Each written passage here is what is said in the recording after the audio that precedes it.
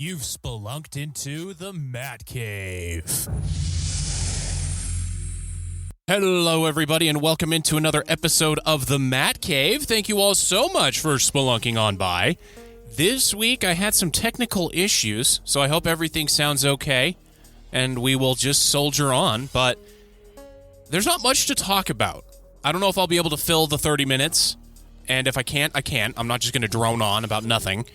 But this week, obviously, we still got Real Salt Lake. They're not great. Optimism from a couple weeks ago was dashed. Nobody on the team can score anyway. I'll get into that. And then, other than that, there's not much going on in sports because I had my rant from the NBA draft lottery that is a sham and a scam and any other ham you might have. It's there for you to listen. If you disagree with me, please let me know. Let me know if I'm missing something here, but from where I sit, everything I said is 100% true. All right, so that's enough complaining. That was a very whiny and complainy episode. I'm not going to do that this week, but this week will be more heavily involved with video games. I've had them take a back seat for a long time, and since it's a quiet week this week, no major transfer portal news for any of the schools, no big signings or trades yet in the NHL because the Stanley Cup playoffs are still going. I will provide an update on the IIHF and how the Utah Hockey Club players, or I guess the Utah Mammoth players, I'm going to have to get used to saying that, are doing over there in Europe for this tournament. But suffice it to say, Canada's going for it with who they've brought. Like, they brought Marc-Andre Fleury. This is his final tournament before he is fully retired. They also have Jordan Binnington in net if Marc-Andre Fleury can't hack it. So they've got them, and then Sidney Crosby and Nathan MacKinnon both came over to play. It's incredibly stacked. And the U.S. is playing their B team, and, I mean, you could debate it's the U.S.'s C team. So, I mean, goodness gracious. So I'll go over how the Mammoth players are doing over there, and then I'll dive into the video games. That's really the plan for this week. But as always, please do like, comment, subscribe, wherever it is, however you listen. Helps me out a ton, and this is the dream. I want to do this as a career, so I'm going to keep soldiering on, and the help you all have provided me has been immense, and I just want to keep that going. So here we go. Real Salt Lake went to Colorado and lost. A short hop over the Rockies to lose a game in which, if you look straight at the stat sheet, which I tell you never to do, Real Salt Lake should have won this game. But they did not. They lost 1-0. And they have become overly reliant on Diego Luna. Diego Luna is the goal scorer. If he is not scoring goals, the rest of the team cannot score goals, period. I don't think anyone on that team can score a goal. I haven't seen it. There's nothing that encourages me to look at that and go, yeah, this guy could be relied on to be a solid number 2 to Diego Luna. Like, Emeka Eneli can't. Johnny Russell just played like his first game, and he came on as a substitute as them trying to score a goal late in the game. Didn't work. My guy is Diego Gonçalves is missing in action. So there's just nothing there. Xavier Gozo, I mean, Dominic Marchuk, like, none of these guys inspire confidence in me that Real Salt Lake can score a goal other than Diego Luna. And it's just really too bad. Because I don't want to call it my worst nightmare, but what I was talking about when the Miller family purchased Real Salt Lake is they made these initial investments into the attacking squad. Both of those strikers from Sporting Kansas City. And what I'm thinking is happening is they make a big show. Initial investment, look at this, we're trying. And then when it inevitably doesn't work out, they're going to go, well, we tried spending money, you saw what happened. So that's what I am afraid is going to happen here. And outside of Diego Luna, there's nobody here scoring goals. Since I last recorded, Real Salt Lake had another draw as well this past week. They played 2 games this past week, one against Colorado on Saturday, and then against Portland midweek. Against Portland, it was a 0-0 draw, and it was a very boring 0-0 draw. I mean, if it's a 0-0 draw, in MLS, I can almost guarantee you it's a boring match. And then they lose 1-0 to Colorado, who, by the way, wasn't even playing their number one goalkeeper, Zach Steffen. Zach Steffen is their number one, and he wasn't playing. So they couldn't even get a goal across a number two goalkeeper. And it's not like a number two goalkeeper in hockey. A number two goalkeeper in soccer is not someone you can just slot in and be like, all right, yeah, we're good to go. No, that's like an emergency. I mean, the silver lining in these two games for Real Salt Lake is nobody got sent off. So there is that. There were plenty of yellow cards. There were 3 for Colorado, 1 for Real Salt Lake.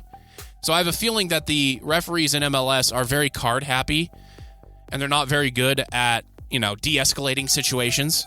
The game against Portland saw 3 yellow cards for Real Salt Lake and 1 to Portland. I'm chalking this up to youth and trying to prove that they belong on the pitch. But at some point, the manager has to step in and say, all right, guys, you got to calm down. I don't care if it's a, air quotes, professional foul. We can't afford to go down to 10 men because we've done it the most in MLS this season. It's cost us points. And from where I'm sitting, and this is not me talking as the manager, this is me talking as me now. From where I'm sitting, Real Salt Lake is not making the playoffs this year. So that league-long streak is over this year. It's very frustrating to see. They had that major sell-off last season, and now we know why, because they were prepping the team to sell it.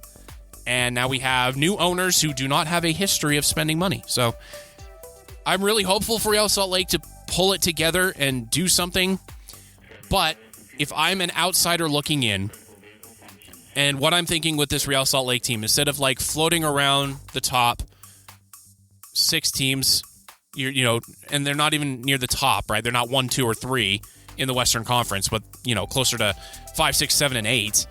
Instead of floating in that area, what I would do is I would take that shiny centerpiece that they have in Diego Luna, sell his contract for as much as humanly possible, use that money to invest in youth, and then go with the bumpy road. That's a tough pill to make your fans swallow, though, because of what's happening with the Jazz. And so that really leaves you with an already unhappy fan base, because not everyone that roots for Real Salt Lake roots for the Jazz. I know that. But enough people root for both teams where it will have an effect. And so you cannot sell that to this fan base, I don't think. But if I were an outsider looking in and I were consulting this front office, that's what I would say to do. Because instead of floating around that 5, 6, 7, and 8, where, yes, in the MLS playoffs, anything can happen. Just look at Real Salt Lake getting to the Western Conference Finals a couple years ago. It's just not feasible nor sustainable, because at some point, you have to go one way or the other. You can't just be mediocre forever. I mean, you can try. It's not very fun, and it's not easily sellable to anybody. But you either have to go one way or the other eventually. Danny Ainge and Justin Zanuck pulled the plug early when Donovan Mitchell and Rudy Gobert still had a ton of trade value. I would think Real Salt Lake would do the same thing, because Diego Luna is still like 21 or 22 years old. He's got a lot of runway in front of him to get better. And there's a lot of teams, not just in the U.S. or Mexico, that are looking at him. There's teams in Europe that are looking at him too. So if they can get a few $1 million for Diego Luna, and then they spend it wisely and not spend that money on a new parking lot, then I think Real Salt Lake can have a bright future. But then that would also mean they would probably lose Pablo Mastroeni as well. And Pablo Mastroeni has proven to be a very good MLS manager. So that's the kind of things that I would be looking at if I were in the front office of Real Salt Lake. Like, where do we go here? Because we are currently sitting third up from the bottom of the Western Conference. We are not doing great in any of these games. We are constantly losing players to red cards that are very foolish. And yeah, the officiating has been bad in a lot of these games. But you also have to prepare your team for that too. You have to know, because the teams know what referees are coming in for the game. And so you can coach your team up and be like, all right, this stuff will fly with this referee, this stuff will not. That's a part of it too. And so they're fourth up from the bottom, rather. 14 points on the season.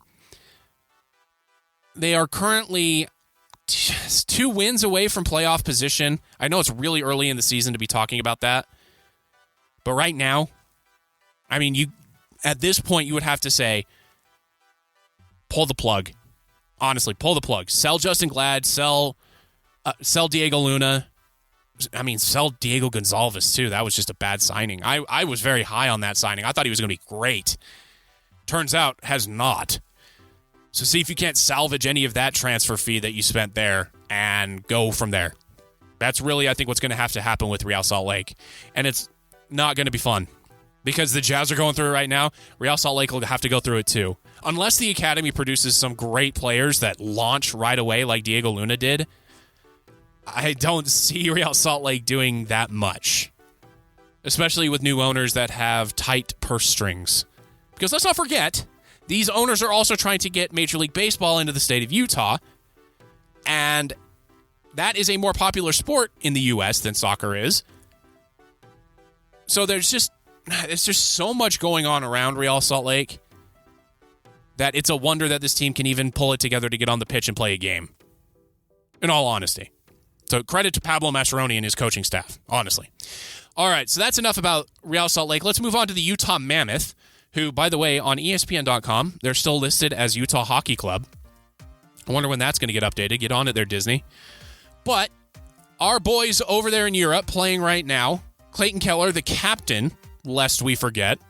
We also have Josh Doan, Logan Cooley, and Michael Kesselring playing for the States. Then we have Barrett Hayton playing for Canada, and Veggie playing for Czechia. I think it's Czechia, because if they were the Czech Republic, and then they rebranded themselves as Czechia, I think that checks out. Forgive the pun. All right, so Clayton Keller right now is tied for the lead in points for the U.S. with 7. There's a whole bunch of players with 7. Logan Cooley has 7 as well. Overall, the U.S. has looked really good except for that shutout loss to Switzerland. I don't know what happened there, but they've won every other game. They're currently sitting near the top of their group, only behind, well, Switzerland. And they're looking pretty solid. I mean, like I said, the most recognizable names on this team are Clayton Keller. Other than that, Cutter Gauthier and maybe Tage Thompson would be the big names for the U.S. here. Obviously, we don't have the Tkachuk brothers.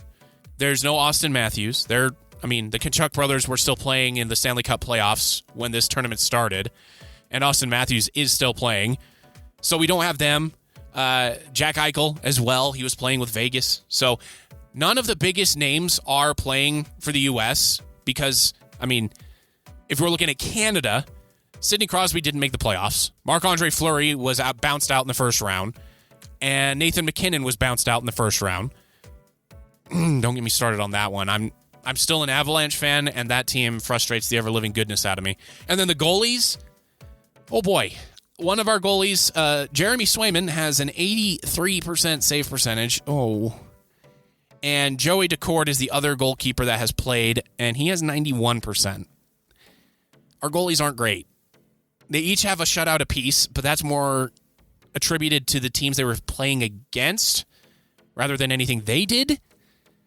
And then the third goalie is Hampton Slakinski, who is like the emergency goalkeeper. As far as like overall performance, after the talent that Canada brought in last minute, I'm thinking third place for the U.S. should be the goal, just because there's no star power. But just because there's no star power doesn't mean they can't win. It just means if a game gets tight, there's not really that guy to take it over. I would love Clayton Keller to be that guy, but this last season proved he's more of a pass-first guy, which makes him a great teammate and a great leader, but not great in crunch time. So we'll have to see what happens there. Logan Cooley, maybe, could pop something off. Cutter Gauthier, probably. Overall, this team has been fun to watch, but I don't think they're going to beat the likes of Canada. So our boy Barrett Hayton for Canada has 1 goal and 1 assist, so he's got 2 points. He got knocked down the lines there, by the way, just because of Sidney Crosby and Nathan McKinnon coming onto the team. But that looks pretty good. And then Veggie, the fan favorite. I love Veggie too. He's playing for Czechia. He has 3 wins, a 91% save percentage, and a 1.97 goals against average. So not Patrick Waugh or Martin Brodeur levels of goalie play, but still really solid for a team that is not expected to win much. Overall, though, IIHF is still going. They're still in the group stage. They're about to wrap those up. So if you can catch a game or two, it is on YouTube.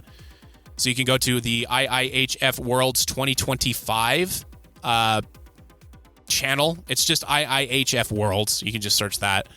And you can watch the entirety of these games are streamed, and they leave those VODs up on the channel. They also have highlight videos, too. So, overall, really good stuff, at least for this tournament. I mean, I wish it was bigger. It runs through the 25th of May, so we still have another week of games to be held. But it looks like, yeah, we are at the end of group stage, which means we'll be moving into knockout rounds here, and then ultimately the final on the 25th, which is a week from today as of me recording this. So there you have it. And that's pretty much it for sports here. We're going to be transitioning over into video games now. And the first thing I want to talk about is MLB The Show 25. MLB The Show has consistently been the best sports sim out there, I would say, for the past 6 years, 7 years. Now, that got really close last season when EA Sports College Football 25 came out. That game was outstandingly fun. There was a lot of problems I had with it. Hopefully they'll get fixed in this next iteration. But MLB The Show has just been consistent.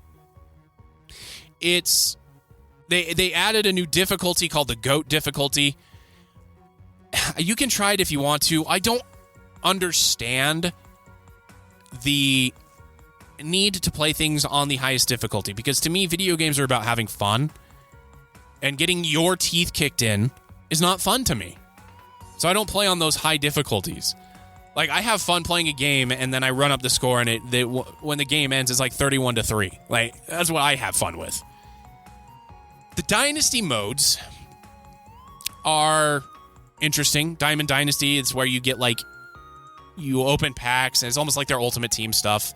I hate those. I've gone on rants about them in the past. I'm not going to do it here. What I want to touch on is the Road to the Show, which is a very unique game mode among all of these different sports sims. And then also I want to talk about franchise mode, because that's why I buy these games. So first up, Road to the Show.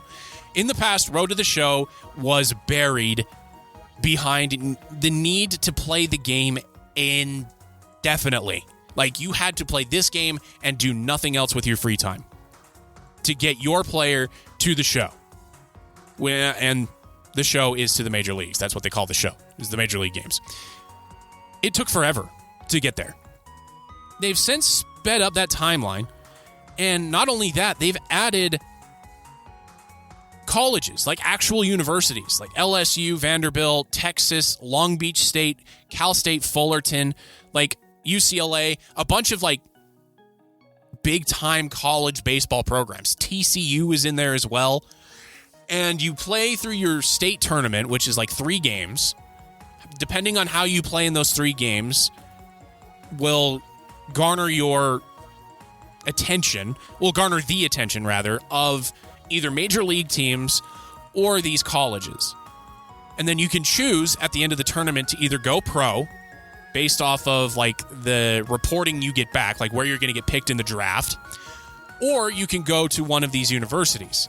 And what's really neat about going to one of these universities is you get one of these packs that normally you have to pay tokens for, which is the in-game currency, and you get items. You get like uniform items or equipment that improve your stats. Not drastically. It's like 6% for the highest rarity, but enough that you notice a difference.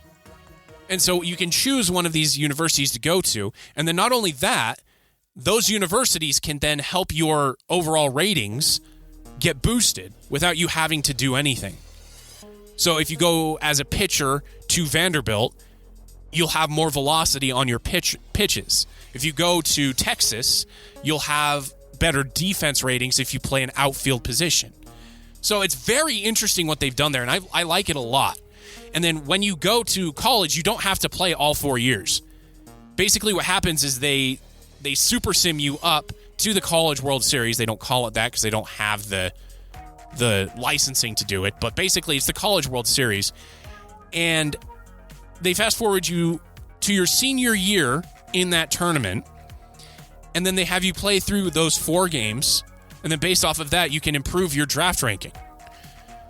Not only that, when you go to the draft, the game asks you if you want to choose your team that you get drafted by, or you can leave it up to fate. So you could get drafted by the Rockies and have to be with that sham of an organization, or you can say, I really want to play for the Red Sox. And so the game puts you in the Boston farm system, as opposed to getting drafted by a team like the Rockies, White Sox, or Angels. So that's really fun too. And then you work your way up from there. So in the past, that used to take forever. You would be stuck in AA for like 30 hours worth of gameplay. Then you get called up to AAA, and then you're really not able to play at that level because your overall rating doesn't increase based off of how long you play. They've sped that timeline up. So I have a player who's a pitcher that skipped AAA and is on the Angels roster right now. The reason I chose the Angels is because I did want to go to Salt Lake in my journey, but I played well enough that they just had me skip AAA and go straight to the big league club.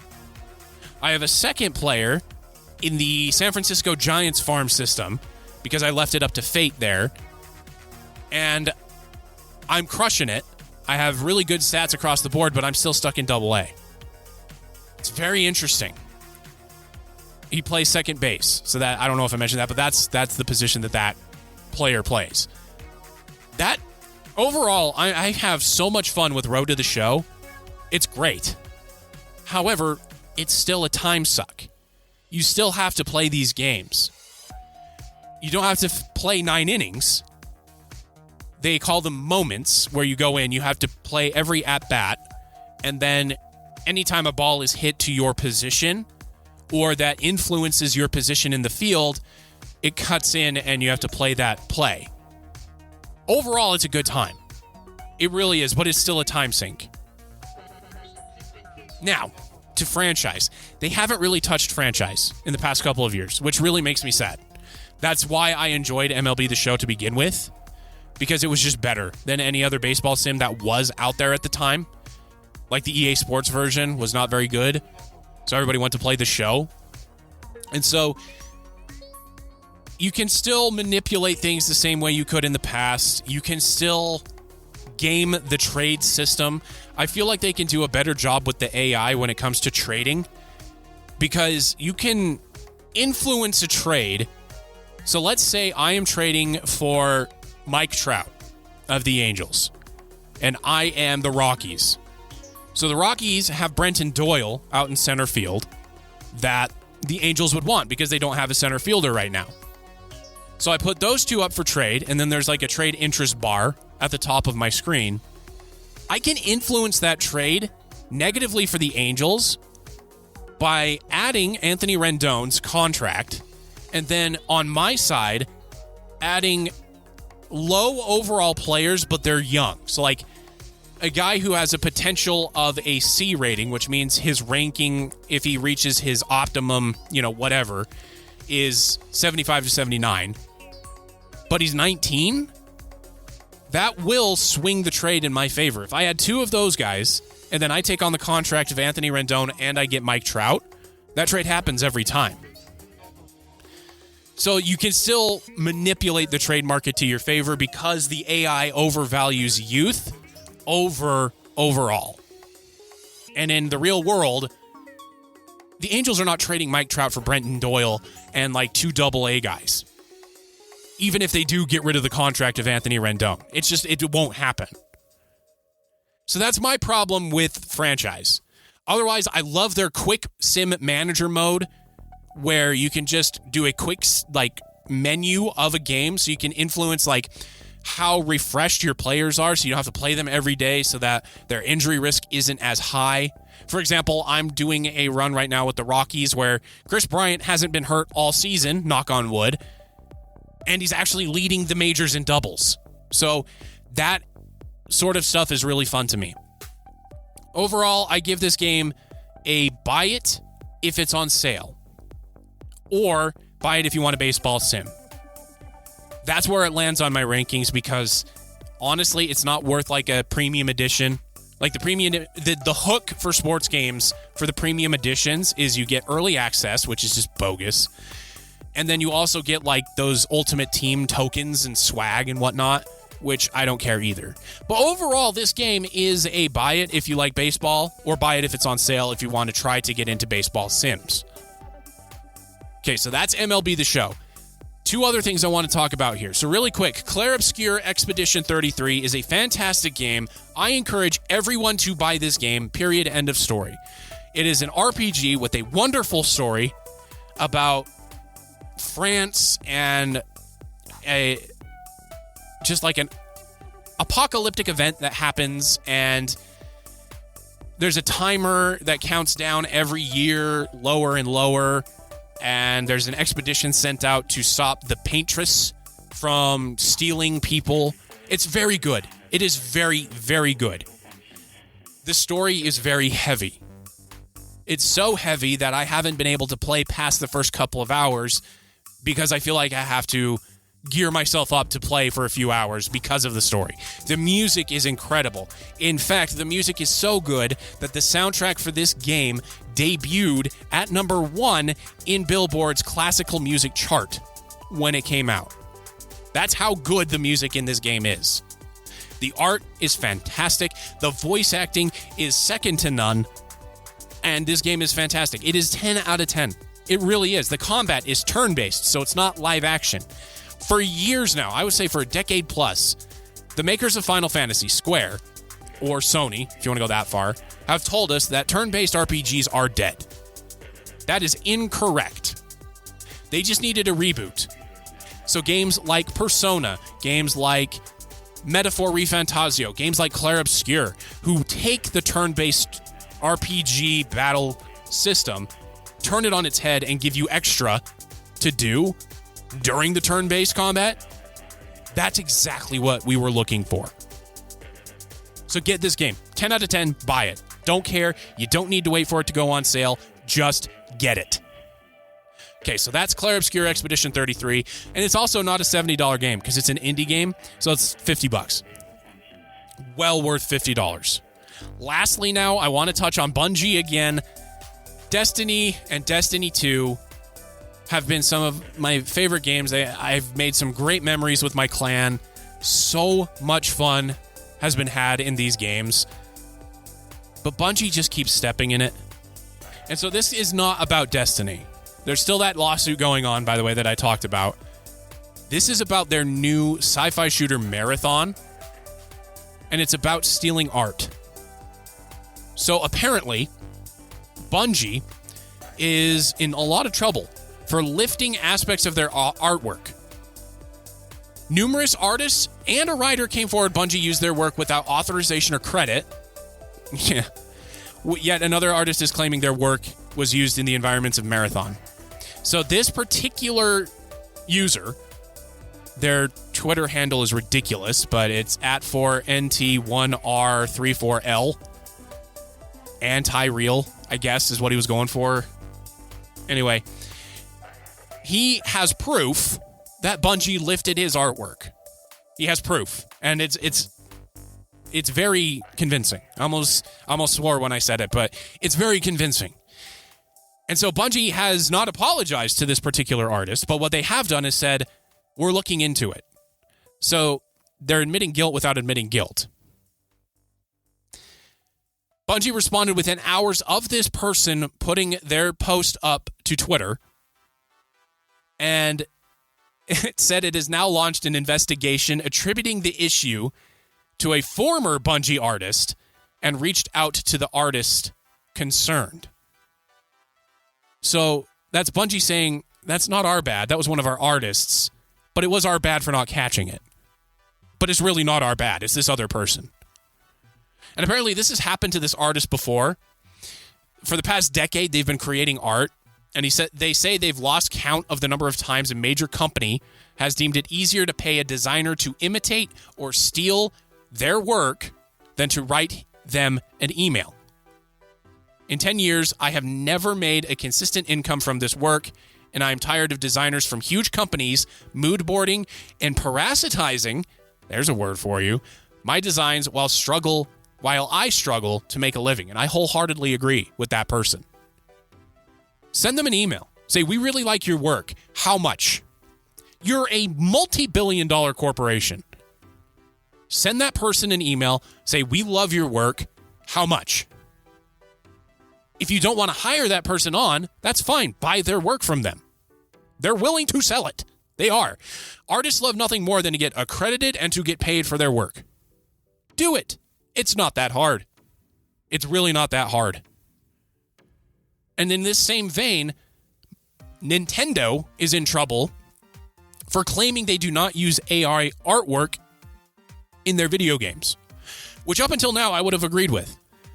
But if you look it up online for their new Mario Kart game for the Switch 2, there is no way under the sun any human being would draw a car in that fashion in one of the billboards they have in their game.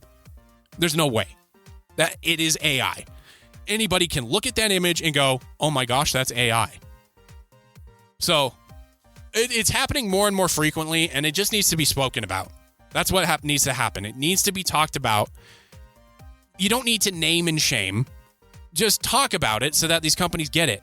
Like, oh, okay, it will cost us so much less in public opinion to just pay these people.